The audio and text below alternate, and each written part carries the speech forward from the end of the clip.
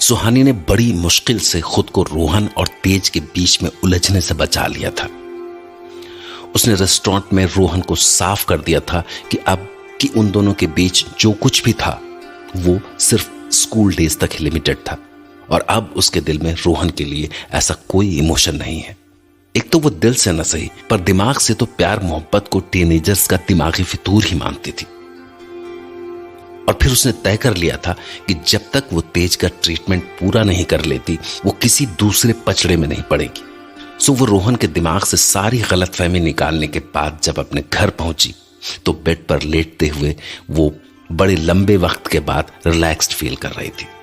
पर फिर अगले दिन एक नई मुसीबत आ खड़ी हुई जब उसे पता चला कि नेहा के बाप ने नेहा के सारे दोषी बच्चों के पेरेंट्स को एक साथ जहर दे दिया था। ये सुनते ही सुहानी भागी भागी हॉस्पिटल पहुंची तो पुलिस इंस्पेक्टर ने उसे ये बताकर शॉक कर दिया कि नेहा का बाप खुद भी जहर मिली फिश खाकर उसी हॉस्पिटल के बेड पर पड़ा है और वो सिर्फ सुहानी से बात करना चाहता है। ये सुनकर सुहानी शॉक थी पर उसके पास नेहा के बाप से मिलने के अलावा और कोई रास्ता भी नहीं था। तो डॉक्टर आप अंदर जाइए, वहां सिर्फ नेहा का बाप है और देखिए क्या कहना चाहता है वो, क्यों किया उसने ये सब। ओके इंस्पेक्टर, जाती हूँ। क्या कर डाला इसने, इसके फेस पर कोई पछतावे जैसा भी कुछ नहीं दिख रहा। कैसे हैं आप? नमस्ते नमस्ते डॉक्टर साहब। पुलिस ने कहा कि आप मुझसे मिलना चाहते हैं। हाँ। मुझे आपके चेहरे पर दुख क्यों नहीं दिख रहा है? गलत काम करने का दुख होता है डॉक्टर साहब, और हमने तो जिंदगी में पहली बार कोई अच्छा काम किया है। अच्छा काम? तुमने जो किया वो अच्छा काम था? कितनों की जान ली तुमने और कितने अभी भी जिंदगी और मौत के बीच जूझ रहे हैं। तुम खुद शायद बेहोश थे अभी कुछ देर पहले तक। अगर तुम्हें कुछ हो जाता तो क्या हो जाता मैडम, मर ही जाता ना। वैसे भी जी के कौन सा पहाड़ तोड़ डाले हम। वैसे भी हमारे जैसे इंसान के इस दुनिया में होने ना होने से कोई फर्क नहीं पड़ता। फर्क तो आप जैसे लोगों के होने से पड़ता है। सच कह रहे हैं, हमने अपनी सारी जिंदगी में आप जैसी डॉक्टर नहीं देखी और हमारी बच्ची का नसीब है कि उसका इलाज आप कर रही हैं। सच कहें तो ये सब कोई डॉक्टर नहीं कर सकता। बिल्कुल नहीं, बिल्कुल नहीं। पर देखो, आप भी मिली उसको तो इतना सारा दुख तकलीफ झेल के। हमने उसको धोखा दिया। उसके सबसे बड़े दोस्त तो हम ही थे। इतने बरस उसकी ओर आंख मूंद के बैठे रहे, पर वो अलग थी, सबसे अलग, सबसे अलग। जानती हैं, पहले वाले स्कूल में थी तो पूरे नैनीताल में सबसे ज्यादा नंबर लाई थी, टॉप की थी वो। इसीलिए हमारा भी इच्छा था कि हम उसके लिए कुछ करें, कुछ अच्छा करें। तो हम यहाँ का काम छोड़ के मुंबई चले गए कि वहाँ होटल में काम करेंगे तो कुछ ज्यादा पैसा आएगा, बड़े स्कूल में पढ़ेगी। और वही किए भी हम। नए स्कूल में नाम लिखाए, ऐसा लगा जैसे सब ठीक हो रहा था, पर फिर अचानक ये सब हो गया, पता नहीं कैसे। हमारा भगवान नाराज हो गया हमसे अचानक। पहले तो नेहा चुप चुप रही थी, अपने आप में खोई रहती थी, लेकिन हमारा अपनी दादी का सबका कहा मानती थी, कहीं कोई परेशानी नहीं दी हमको, तिनका भर भी परेशानी नहीं थी। कुछ ऊंच नीच होता भी था ना उसके साथ, तो वो किसी से कुछ बोलती नहीं थी, कुछ भी नहीं। घर के कोने में छुप जाती थी, स्कूल जाती थी, दिन रात अंधेरे में डूबी रहती थी। अगर हम वो वीडियो नहीं देखे होते, हमको तो कभी पता ही नहीं चलता कि क्या हुआ उसके साथ। उसके साथ इतना कुछ हुआ और हम उसका साथ नहीं दिए। अरे बच्चे तो जानवर भी पैदा करता है, पर जो बच्चा पैदा करके उसको अच्छे से पाल ना पाए, वो जानवर है, जानवर। इतना बड़ा पाप, इतना सब हुआ उसके साथ और हम उसको इंसाफ नहीं दिला पाए। तू है ऐसे बाप पे। सब बोले कि मामला रफा दफा कर दो तो बच्ची का बदनामी नहीं होगा, नहीं तो कल को शादी कैसे होगा उसका। और हम उन सभी के बात में आ गए।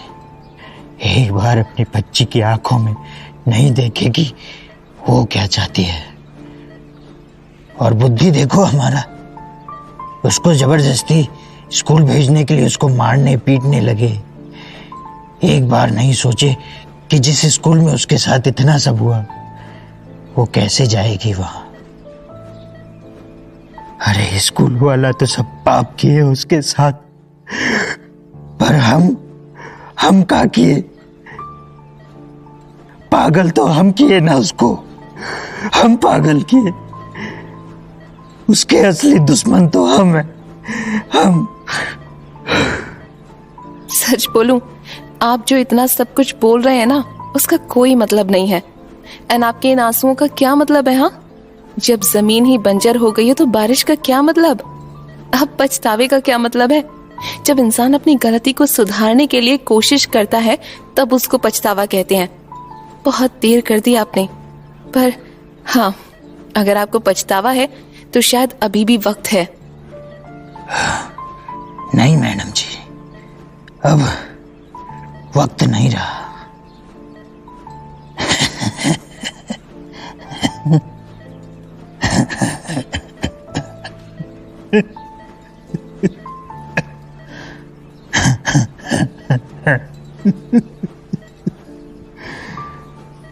हम अपनी बच्ची का शकल देखने लायक नहीं रहे और कभी दिखा भी नहीं पाएंगे इस जिंदगी में तो नहीं।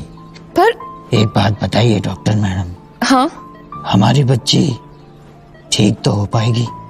झूठ नहीं बोलना दिलासा देने के लिए।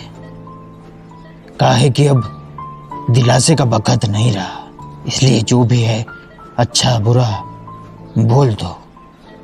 बस एक बार जान लेना चाहते हैं। पता नहीं। आपको नहीं पता? आप तो डॉक्टर हैं। डॉक्टर हूँ, भगवान नहीं। ऐसी हालत में उसका सबसे अच्छा इलाज होता है अपनों का साथ। पर जब आपने ही उसको अंधेरे रास्ते में छोड़ दिया है तो पता नहीं वो ठीक हो पाएगी या वो ठीक होना भी चाहती है या नहीं।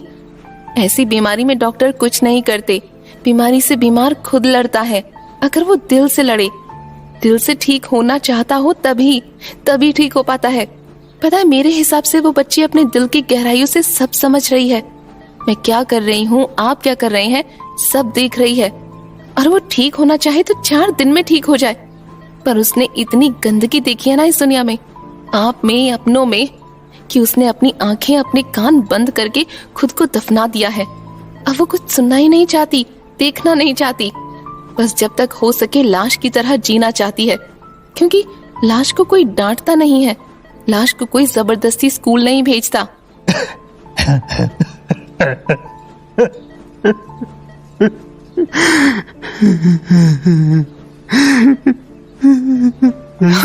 अब रोने से क्या होगा? अब जो होना था वो तो कर दिया ना आपने। और ये जान लीजिए कि वो एक ऐसे सपने में डूबी है जिससे बाहर वो तभी आएगी जब खुद आना चाहेगी। तो मैं जाऊं? हाँ, रुकिए। हम अपनी जेब में पहले से ही इसको रखे थे आपको देने के लिए। ये उस बच्ची की माँ का नंबर है। क्या करना है इसका? भगवान के लिए उसको कैसे भी करके ढूंढ लीजिए और उसको बताइए कि उसकी बच्ची के साथ क्या हुआ है। हम तो अब कभी जेल से बाहर आ नहीं पाएंगे, तो बस उसको बोल दीजिए कि देख ले अपनी बेटी को। जब तुमने हॉस्पिटल में 1 लाख रुपए जमा किए थे, ये सारा प्लान तब से था तुम्हारे दिमाग में?